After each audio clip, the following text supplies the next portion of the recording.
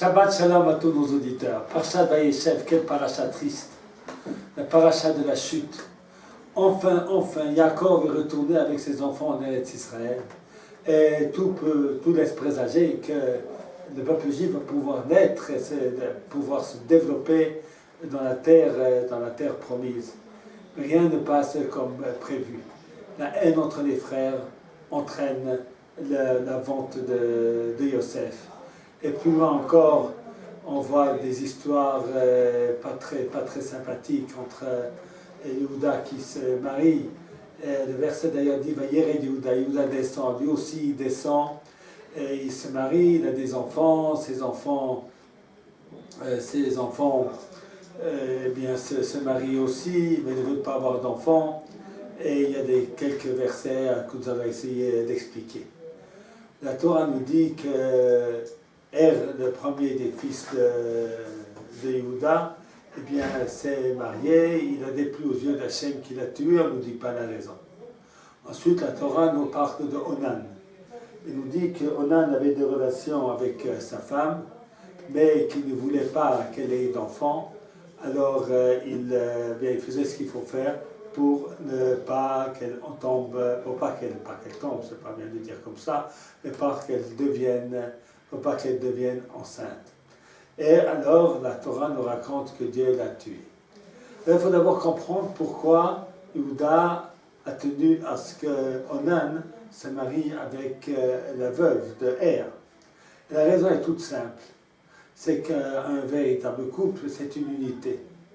Si un homme meurt, eh bien, c'est qu'une moitié qui est morte, puisque la femme est encore là. Et si la femme reste dans la famille, eh bien, quelque part, il y a quelque chose du défunt qui n'a pas eu d'enfant, et quelque chose du défunt qui reste dans la famille. Et c'est ça qu'a demandé Yehuda à son fils Onan, eh bien, fais ce lévira, prends Tamar, la veuve de ton frère, comme femme.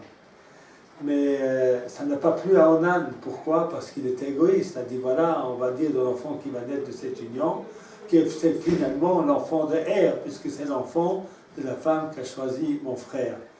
Et c'est ainsi qu'il jette sa semence pour qu'elle n'ait pas d'enfant. Alors, la réaction d'Hachem est très dure, puisque Onan est mis à mort et tué par Hachem. Et la Torah, les sages nous disent qu'Er faisait une faute finalement pareille. Lui, il ne voulait pas que sa femme, lui non plus ne voulait pas que sa femme devienne enceinte pour pas que sa beauté faiblisse. Alors, pour bien comprendre cette peine dure, eh bien, il faut revenir ici à la mitzvah, à la première mitzvah du peuple juif qui est pour vous. La première mitzvah de l'homme est de se multiplier. Dieu a créé la vie pour qu'on donne la vie. Eh bien, celui qui refuse la vie à autrui, eh bien, la vie va lui être reprise à lui aussi. Et puis, il y a encore une faute supplémentaire. C'est à part cette faute envers l'univers tout entier, envers Dieu, de ne pas vouloir avoir d'enfant, c'est refuser à sa femme la possibilité d'être mère, de refuser la maternité à son époux. C'est quelque chose de très cruel d'empêcher sa femme d'avoir des enfants. Et c'est ainsi que les gestes finalement de Er et de Onan sont des gestes absolument égoïstes. Ils ont une femme uniquement pour leur plaisir, mais pas du tout, ni pour donner la vie, ni pour donner bonheur et